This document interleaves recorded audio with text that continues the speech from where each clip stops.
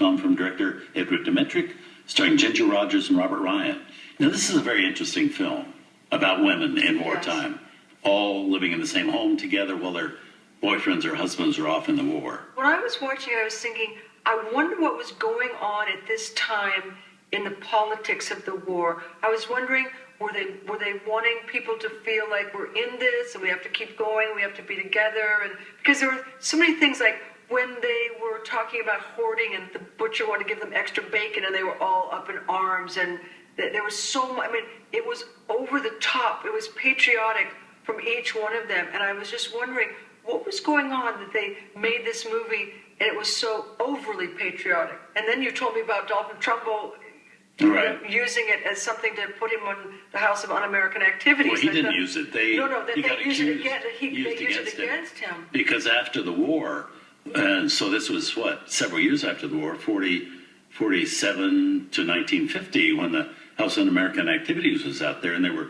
blacklisting certain writers, directors, actors, and everything like that who were suspected of being communists. This movie, Tender Comrade, was one of the main movies that they pointed at.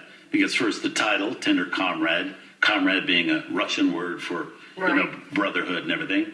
And also the fact that it was, directed by Edward Dmytryk, who was accused of being a communist. Adrian Scott was involved in it.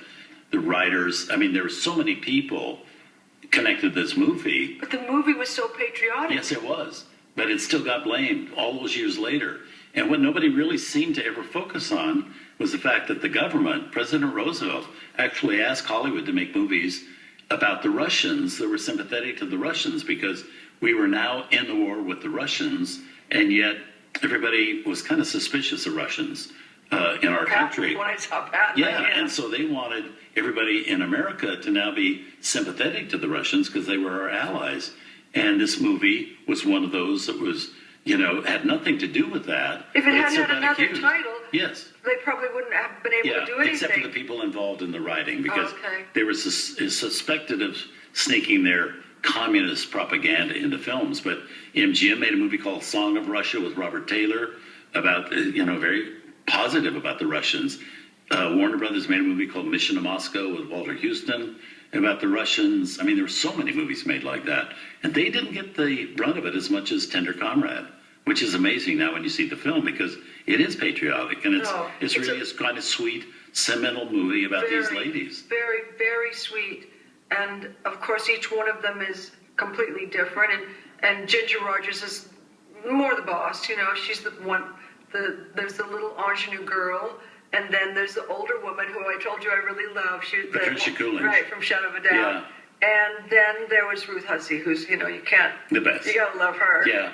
And Kim Hunter, early in her career. Oh, was that who that was? Kim Hunter. The woman who played that Desire. Oh, wow. Oh, that's right. That's who it was. Yes. I didn't even recognize her. Yeah.